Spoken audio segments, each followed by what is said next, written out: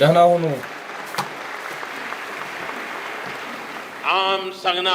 አመሰግናለሁ።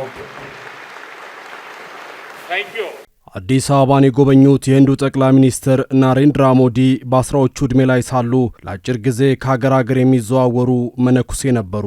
ለሁለት ዓመታትም ወደ ተለያዩ የህንድ ግዛቶች በመዘዋወር የተለያዩ ባህሎችንና ታዋቂ የሂንዱ ቤተ መቅደሶችን ለማወቅ ችለዋል። በቤተሰቦቻቸው አመቻችነት በአፍላ ዕድሜያቸው በአውሮፓውያኑ 1968 ከጃሹ ዳቤን ሞዲ ጋር ጋብቻ መስርተዋል። ብዙም ስለ ትዳራቸው ሕይወታቸውም የማይናገሩት ጠቅላይ ሚኒስትሩ ልጆች የሏቸውም። ባለፈው ዓመት ምርጫ ወቅትም ልጆች የሉንም፣ ለእናንተ ልጆች ነው እየሰራን ያለነው በማለት በይፋ ተናግረዋል። በአውሮፓውያኑ 1970ዎቹ የህንድ ጠቅላይ ሚኒስትር የነበሩት ኢንዲራ ጋንዲ በመላው ሀገሪቱ የአስቸኳይ ጊዜ አዋጅ ደንግገው የሞዲ ድርጅትን በማገድ በርካታ ተሳታፊዎችን ሲያስሩ ሞዲ የሲክ መነኩሴ መስለው ከስራ አምልጠዋል። ጠቅላይ ሚኒስትር ናሬንድራ ሞዲ ከፖለቲካው ባሻገር በርካታ መጽሐፍ ያላቸው ደራሲ ሲሆኑ በጉጅራት ቋንቋም የሥነ ግጥም ስብስቦችን አሳትመዋል። ውድ የኢትዮ ስካይ ሚዲያ አድማጭ ተመልካቾች ኢትዮጵያ ውለው ያደሩት የህንዱ ጠቅላይ ሚኒስትር ጉብኝትን አስመልክተን የሞዲን ያልተሰሙ የትናንት ታሪኮችን ከኢትዮጵያና ህንድ ስምምነቶች ጋር አያይዘን እንመለከታለን። ጠቅላይ ሚኒስትር ናሬንድራ ሞዲ በህንድ ውስጥ ያላቸው ተቀባይነት በተለይም በሂንዱዎች በኩል ከፍተኛ ነው ቢባልም ድጋፋቸውንም ለማጠናከር የሂንዱ እምነት ቤተ መቅደሶችን እንደሚጎበኙ ይታወቃል። የህንድ እስልምና እምነት ተከታዮች ወይም ሙስሊሞች ደግሞ በሞዲ የስልጣን ዘመን በሀገሪቱ ውስጥ አድሎና ጥቃት በተደጋጋሚ እንደሚያጋጥማቸው እንዲሁም እንደ ሁለተኛ ዜጋ እንደሚቆጠሩ ቅሬታ ያሰማሉ። ይህንን ቅሬታ ግን ሞዲም ሆነ ፓርቲያቸው ያጣጥሉታል። የትላንቱ መነኩሴ የዛሬው ጠቅላይ ሚኒስትር የኢትዮጵያን ቆይታ ባጭሩ እንመለከታለን። አብራችሁን ቆዩም።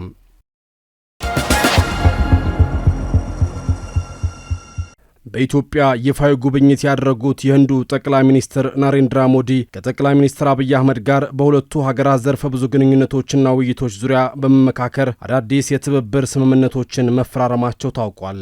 በተጨማሪም ጠቅላይ ሚኒስትር ሞዲ ዛሬ ታህሳስ 8 2018 በህዝብ ተወካዮች ምክር ቤት ተገኝተው በህዝብ ተወካዮችና በፌዴሬሽን ምክር ቤት አባላት የጋራ ስብሰባ ላይ ብሔራዊ ቴሌቪዥን ላይ በቀጥታ ስርጭት የተላለፈ ንግግር አድርገዋል። በዓለም የሀገራት የምጣኔ ሀብት ደረጃ ላይ አሜሪካን፣ ቻይናን፣ ጀርመንና ጃፓንን ተከትላ በአምስተኛ ደረጃ ላይ የምትገኘውና በህዝብ ብዛት የዓለማችን ቀዳሚ ሀገር የሆነችው ህንድ 15ኛው ጠቅላይ ሚኒስትር የሆኑት ናሬንድራ ሞዲ አንዳንድ ለየት የሚያደርጓቸው እውነታዊ ታሪኮች አሏቸው።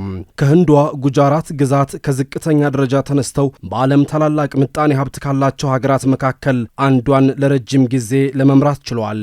ሞዲ ወደ ፖለቲካው ዓለም የገቡት ገና በለጋ የወጣትነት ዕድሜያቸው በሀያዎቹ መጀመሪያ ላይ ሲሆን በሀያሉ የሂንዱ ብሔርተኛ ፓርቲ ባህራቲያ ጃናት ፓርቲ ወይም ቢጄፒ ውስጥ በተለያዩ የኃላፊነት ደረጃዎች ውስጥ አልፈዋል።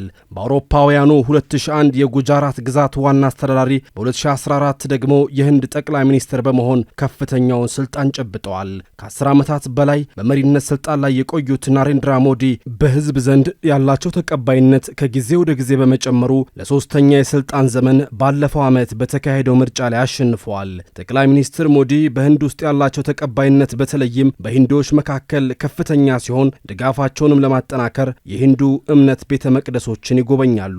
የህንድ እስልምና እምነት ተከታዮች ወይም ሙስሊሞች ግን በሞዲ የስልጣን ዘመን በሀገሪቱ ውስጥ አድሎና ጥቃት በተደጋጋሚ እንደሚገጥማቸው እንዲሁም እንደ ሁለተኛ ዜጋ እንደሚቆጠሩ ቅሬታ ቢያሰሙም ገዢው ፓርቲ ግን ይህንን ያስተባብላል። ናሬንድራ ሞዲ የሚከተሉት ፖሊሲ ሀገራቸው ከሁሉም ሀያላን ሀገራት ጋር በጋራ ጥቅም ላይ የተመሰረተ ግንኙነት እንዲኖራት ማድረግ ነው። በዚህም ከአሜሪካ ከአውሮፓና ከሩሲያ ጋር የጠበቀ ግንኙነት መፍጠር ችለዋል። በዓለም አቀፍ መድረክ ላይ ያላቸው ተደማጭነትም ከፍተኛ ሲሆን የአፍሪካ፣ የኤዥያ፣ ሌሎች የመልማት ላይ ያሉ አገራት ጉዳዮችንም አንስተው ይከራከራሉ።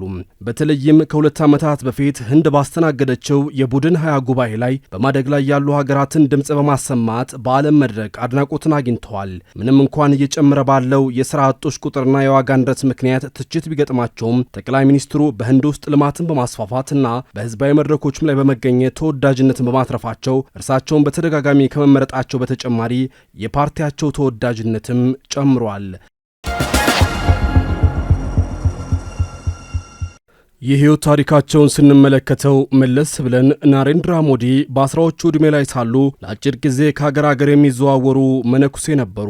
ለ2 ዓመታትም ወደ ተለያዩ የህንድ ግዛቶች በመዘዋወር የተለያዩ ባህሎችና ታዋቂ የሂንዱ ቤተ መቅደሶችን ለማወቅ ችለዋል። በቤተሰባቸው አመቻችነት በአፍላ ዕድሜያቸው በአውሮፓውያኑ 1968 ከጃሾዳቤን ሞዲ ጋር ጋብቻ መስርተዋል። ብዙም ስለ ትዳር ህይወታቸው የማይናገሩት ጠቅላይ ሚኒስትሩ በእርግጥም ልጆች የሏቸውም። ባለፈው ዓመት ምርጫ ወቅትም ልጆች ሁሉንም ለእናንተ ልጆች ነው እየሰራን ያለነው በማለት በይፋ ተናግረዋል። በአውሮፓውያኑ 1970ዎቹ የህንድ ጠቅላይ ሚኒስትር የነበሩት ኢንዲራ ጋንዲ በመላው ሀገሪቱ የአስቸኳይ ጊዜ አዋጅ ደንግገው የሞዲ ድርጅትን ጭምር በማገድ በርካታ ተሳታፊዎችን ሲያስሩ ሞዲ የሲክ መነኩሴ መስለው ከእስር አምልጠዋል። ጠቅላይ ሚኒስትር ናሬንድራ ሞዲ ከፖለቲካው ባሻገር በርካታ መጽሐፍ ያላቸው ደራሲ ሲሆኑ በጉጅራት ቋንቋ የስነ ግጥም ስብስቦችንም አሳትመዋል።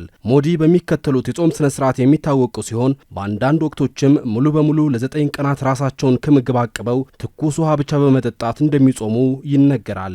እንዲሁም ለ4 ወራት በሚቆየው የጾም ወቅትም ቢሆን በቀን 1 ጊዜ ብቻ በመመገብ በመጾም ይታወቃሉ። ከ10 ዓመታት በላይ በህንድ ጠቅላይ ሚኒስትርነት ወንበር ላይ ያሉት ጠቅላይ ሚኒስትር ናሬንድራ ሞዲ እስካሁን 1 ጊዜም ጋዜጣዊ መግለጫ ሰጥተው አያውቁም።